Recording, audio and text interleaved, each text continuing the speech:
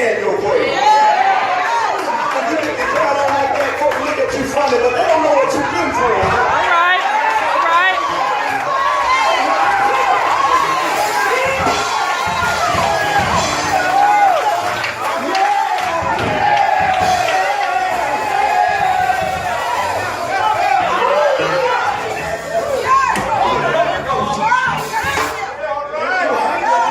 Just clap your hands one more time.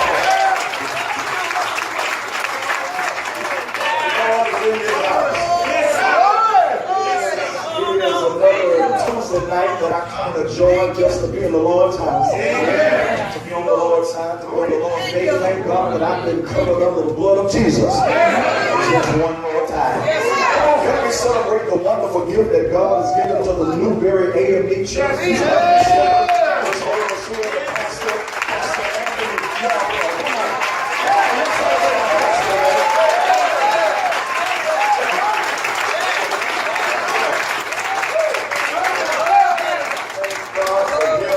I found to be a friend these last 2 nights, and then all these very fine preachers and pastors, these gospel statisticians of the charisma that sit with me in the pulpit and the pews.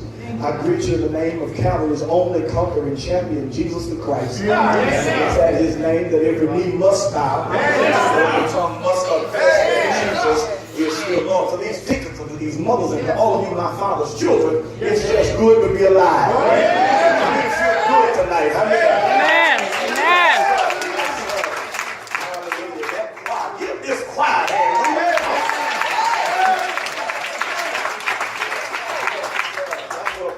I'm happy to be here tonight. Thank God for Pastor letting me come practice my preaching these 2 nights.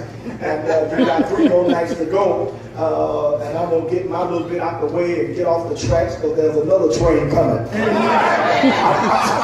got a lot of friends here tonight from Shawn and from Dalton and even from Florida. They come from everywhere to be with us tonight. Thank God so much for them. All right, let's get right to the word. That's something I want to investigate that you can find in St. John chapter 6.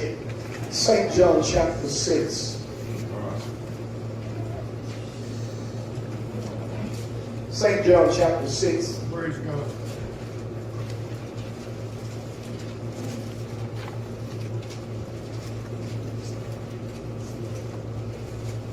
St. John chapter 6.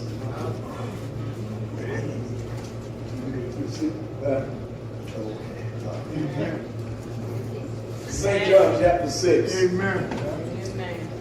And I want to just look at beginning at verse 4. So many times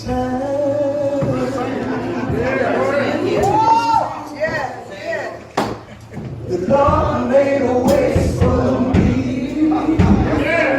How many got that testimony? So many times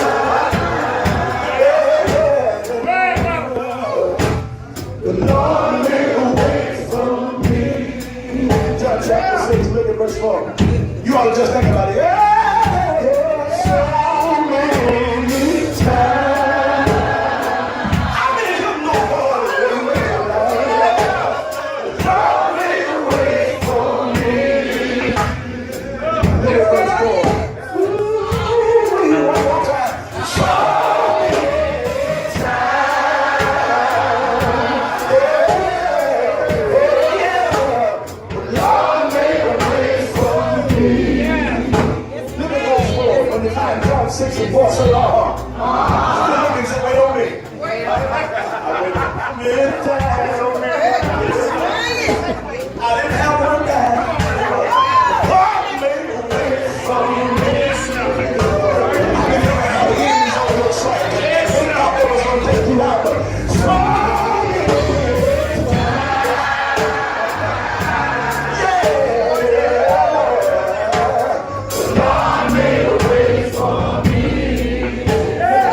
Look at verse 4. Yeah, real sweet.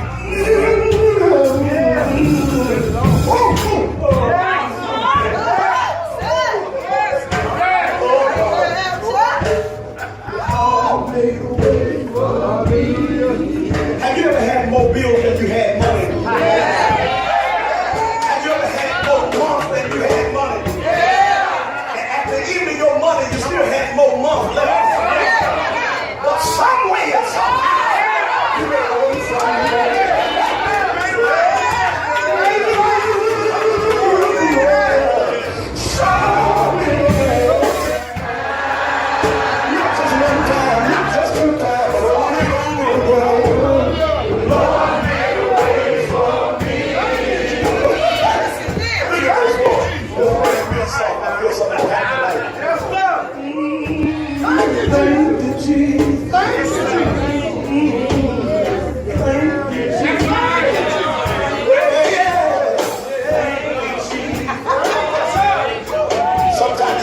I ain't asking you for nothing today. All I'm going to do is just tell you.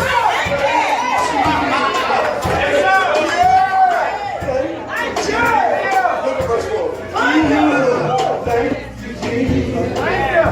Verse 4 says, now the Passover, a feast of the Jews, was near. Then Jesus lifted up his eyes and seeing a great multitude coming towards him, he said, Philip, where are we going to get bread so they can eat? Verse 6 it says, but this he said, testing him. Somebody said, testing him. Yeah, for he himself knew what he was going to do. Philip answered, 200 denarii worth of bread is not enough. Every one of them may have a little bit.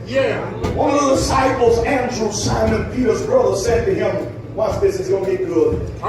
There is a little lad here with 5 barley loaves and 2 small fish. But what is this among so many? Verse 10, then Jesus said, make the people sit down. Now there was much grass in that place, so the men sat down, and the number about 5,000.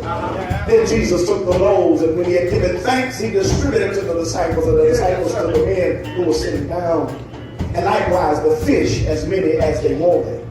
So when they were all filled, somebody said, fill me up. Fill me up. Yeah, when they were all filled, he said to his disciples, gather up all the leftovers, so that nothing will be lost. Therefore they gathered up the leftovers. There were 12 baskets with the fragments of the 5 barley loaves which were left over by those who had eaten. Can you say amen? Amen. Can we seek the presence of God? That's enough. The grass withers and the flowers fade, but the word of our God shall stand forever. Look back at verse 6, because that's where we're getting our text from tonight. Look at verse 6. Verse 6 suggests, but this he said, testing them, for he himself knew what he was going to do. This he said, testing them, for he himself knew what he was going to do. This he said, testing them, for he himself knew what he was going to do. I want to talk for a moment, use that as something. He's testing me. Amen. He's testing me. Just look at somebody, tell him, God's testing me. God's testing me. That was a halo. Find you one good celebrated holler and tell him, he's testing me. He's testing me.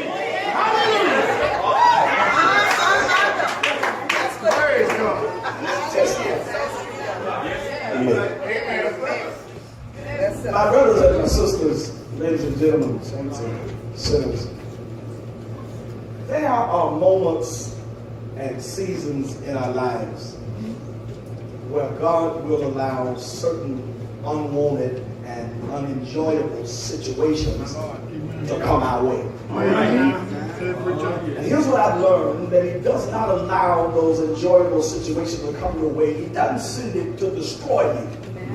But every time God sends something that you don't like your way, he does it to develop you. The truth of the matter is, it's only when you've been tested that you realize how much you've grown and how far you've come.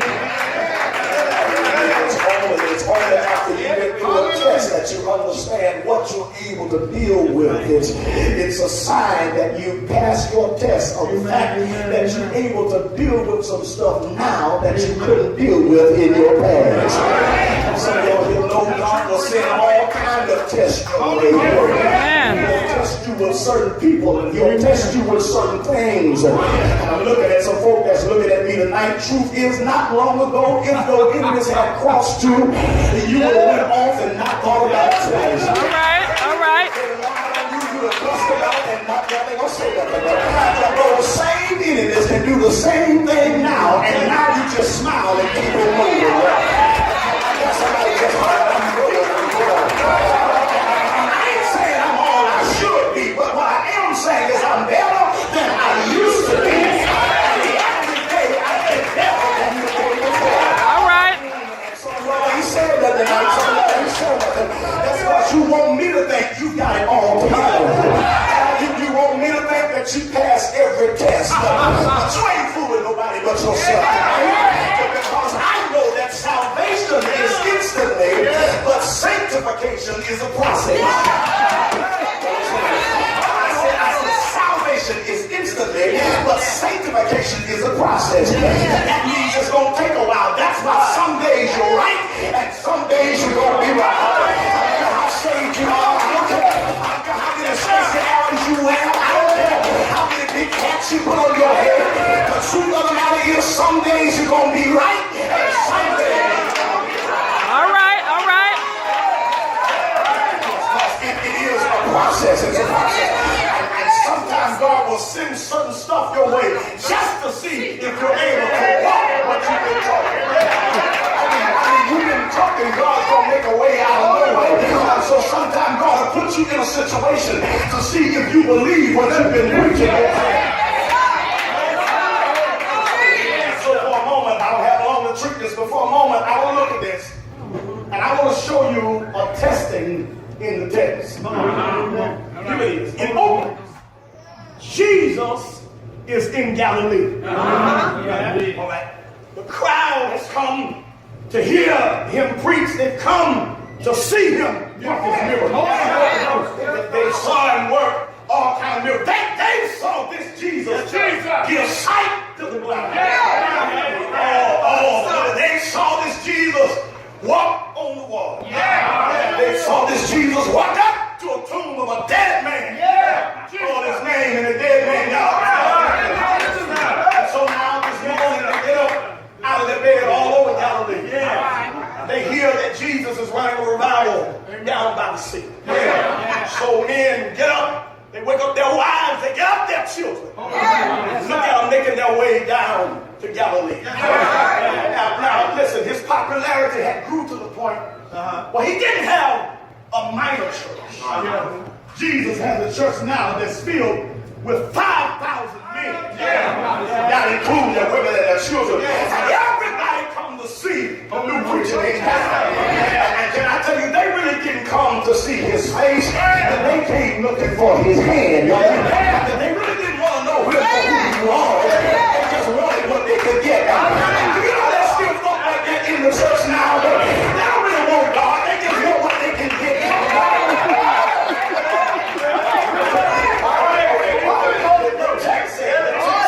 They come and they're all sitting here, and Jesus is preaching. And he's preaching and he's preaching and he's preaching so good that the men and the women, they get goosebumps all over their body. And they look at one another, they say, have you ever heard a man preach like this? Oh, we ain't never heard a man preach like this. They're sitting there. And it goes from morning into evening. And by now, listen, look at the text. The children are getting restless. The disciples are getting impatient. And the crowd is getting hungry. And Jesus sees the children impatient and the crowd getting restless as the perfect opportunity to step out on the scene. And do his thing. Jesus does his thing. Four things I want to pull from the text, and then I'll bid you good night. When I looked at the text, first thing I saw in verse 5, there's a bread problem. Somebody shout bread problem. Holy Ghost. Bread problem. Jesus turns to Philip. He said, here's the bread problem. He said, Phil, why are we going to get bread? Hold on, text verse 5. I ain't that. He said, why are we going to get bread for all these folks to eat? He understands that Phil, I can't just feed them spiritually. All right, talk to us. Without looking out for them. Jesus understands that if I'm going to deal with the man, I got to deal with the whole man. All right. He don't want to hear me preach all day and then leave hungry. And I think the church missed that. The church doesn't miss that because listen,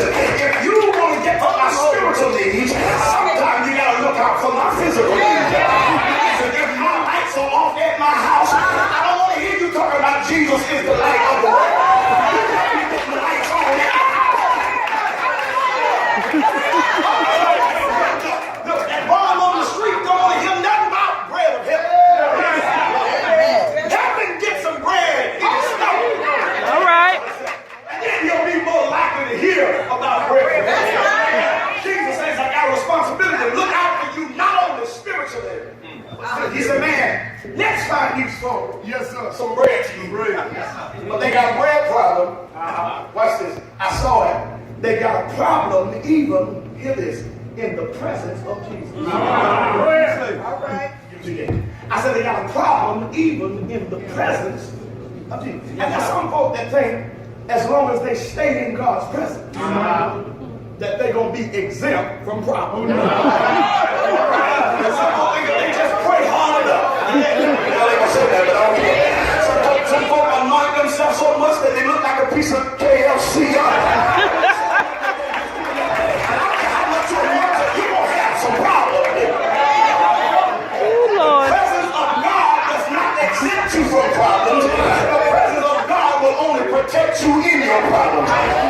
25 or 30 of y'all that can testify. Since I've been in His presence, I've had some problems, but every time He walked me through them. All right, all right. He does it every time. Tell somebody He does it every time. Listen, being in His presence ain't gonna keep you out the fiery furnace, but the presence will get in the furnace with you. All right. Keep you out the lion's den, but it'll get in the den with you. John sits back. Feel better now. He sits back and he records the conversation, Dr. Anthony, between Jesus and Philip. Jesus asked, said, man, where are we going to get bread for these people? Now understand, Jesus never asked a question he doesn't already know the answer. All right. No. So when Jesus asked the question, it's not for information. It's only for revelation. All right, all right. He said, man, where are we going to get bread?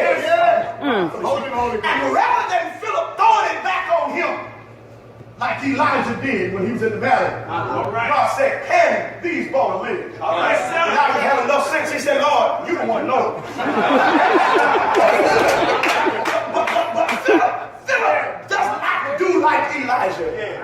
Philip is more of the intellectual type. So when Jesus asked him about the bread problem, that moved the text from a bread problem in verse 5 to a budget proposal in verse 7. Philip does some mental arithmetic. Verse 7. He says, even if we had 200 denarii, even if we had $1,000 in the bank, that wouldn't even be enough. All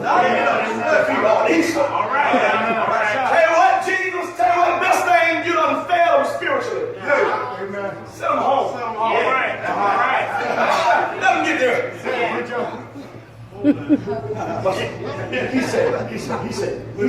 He said, look, Jesus, here's the budget proposal. We ain't got enough. In other words, it's ridiculous to even be talking about feeding all these people. Jesus, it's impossible. It ain't no way you can do it. But what Philip hadn't learned yet is what's impossible with men is possible with others.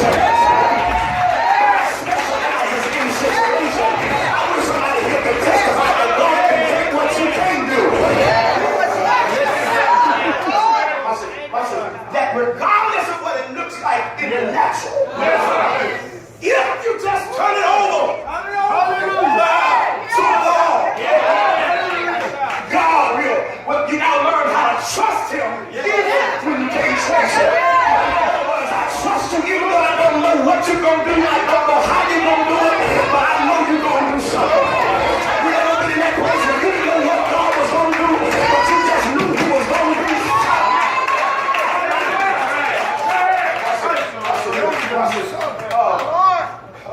I see a bread problem in verse 5. I'm very sorry. I see a budget proposal in verse 7. But thank God there's a boy present in verse 9. All right. I'm preaching good tonight. I said there's a bread problem, there's a budget proposal, but then there's a boy present. Look at that boy in verse 9. While Philip and Jesus are talking about the problem, Andrew starts looking for a solution. And I think our church would be better if we had less Philips Amen. and more Andrews. All right. You know, Philip don't sit around talking about what the problem is. But Andrew is going to lead the four walls. And he's going to look for a solution to it. While Jesus and Philip are talking back and forth and back, Andrew started going through the crowd. He said, anybody got anything? Look out. He runs up on this little boy. He says, son, you got something? The little boy said, yeah, I ain't got much, but my mama fixed me a lunch. My mama gave me 2 sardines. Now when it said 2 fish, he ain't talking about no bags. No, he ain't talking about no tilapia.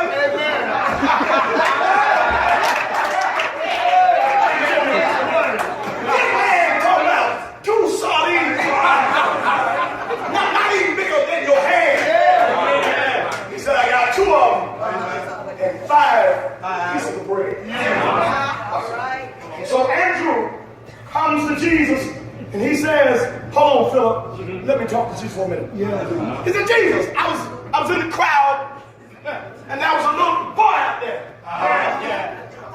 He has 2 sardines, 5 good pieces of bread. Watch what he said. He said, but what is that? Amongst them. Now, I think Andrew was between us. Because he ends it by saying, but what is that? Amongst so many. But the fact that he brings this little bit to Jesus suggests he believed that Jesus could do something like that. All right. Amen. Sometimes you just got to bring your little bit to Jesus and say, God, I don't know what to do with this.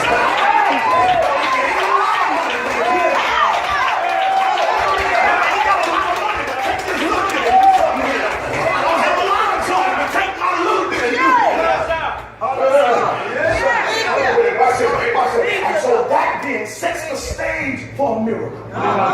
Here it is now. The people are hungry. The disciples are worried. The boy is willing. And Jesus is able. All right. All right. That now sets the stage. Hallelujah. Jesus now says, bring that little boy here to me. See, he got much. She said, but bring him to me. Because maybe you don't know my resume. But I specialize in taking a little bit and turning it into a whole lot. All right. He said, did you see me in John 2 at that wedding? They had nothing but a little water. They said, we ran out of wine. Jesus said, that's all right. Bring me the water. And somewhere between the dipping and the sipping, he turns water into wine. All right. He said, I specialize in taking a little bit. You don't believe me? Come here, David. Yes, sir. All right. David has a smooth stone. And he's fighting a big giant. And God gets in the little rock and kills a big giant.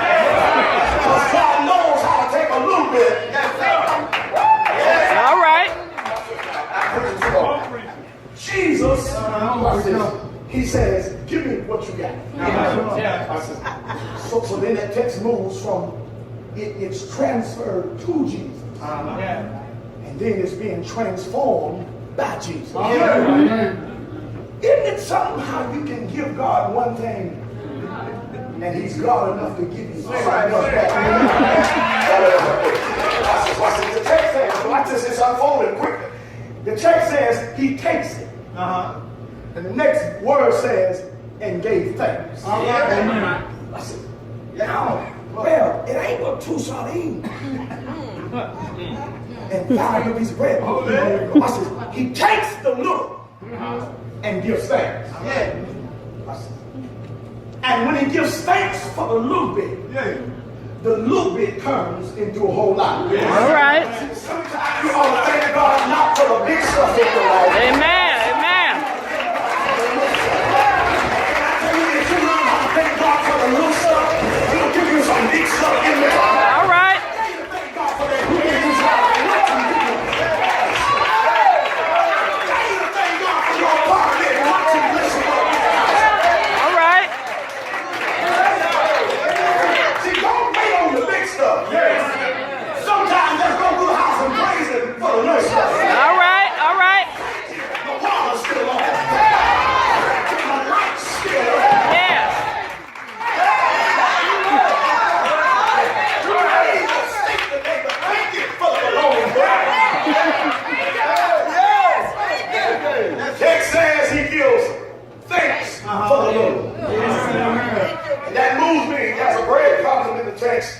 There's a budget proposal in the text. There's a boy present in the text. But then there's bountiful provisions in the text. Somebody shout more than a little. When Jesus takes it, one of the writers says he breaks it. All right. He blesses it. Yeah. Right. And he gives it out. Yeah. He breaks it. Yes, sir. He blesses it. Yes. And he gives it out. Can I tell you, you'll never be given out and you'll never be blessed until you know what it is to be broken. All right. You thought because you were broken, you could never be blessed. But the truth is, God never blesses a man he hadn't broken before. If God blesses you before he breaks you, you have a big head and make you throwing it on your own. If God blesses you before he breaks you, you'll think big things are popping and little things are stopping. But sometimes God will break you so that when he bless you, you'll know who he is. All right. All right.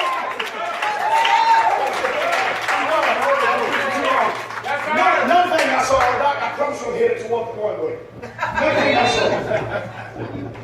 Text said, one of the writers says, when Jesus got the fish and the bread, he tells his boys, make the men sit down.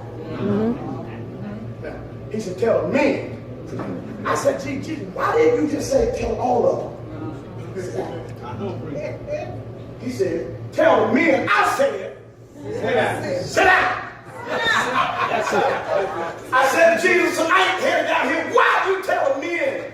Sit down. He said, Jones, it is the male propensity. Yes, sir. Whenever there's a problem, to try to fix it. He said it's just something in a man that when something is broken, man, go try to fix it. He says, and listen, it wasn't but one fixer in that crowd. And he didn't get in my way. So all I needed to do was just say,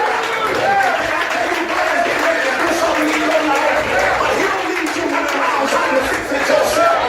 Sometimes you just gotta sit down. Let me put him out of work because you'll win. He says to the children of Israel, stand still and see. Tell the brothers I said sit down and watch what I'm gonna do. Takes it, breaks it, he blesses it, he gives it out.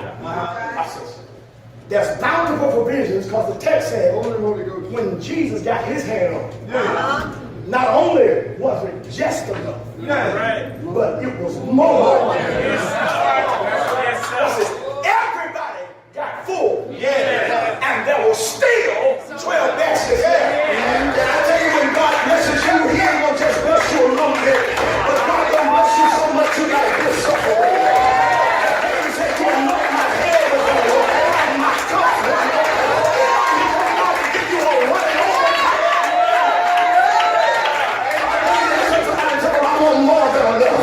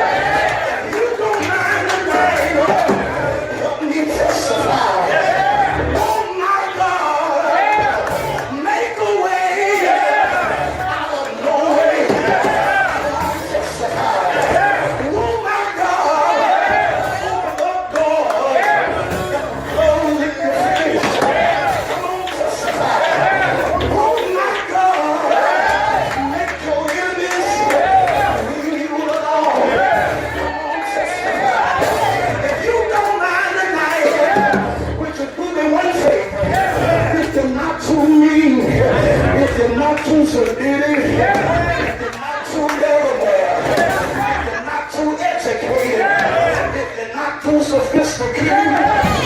You're not too losing. But you do me one thing.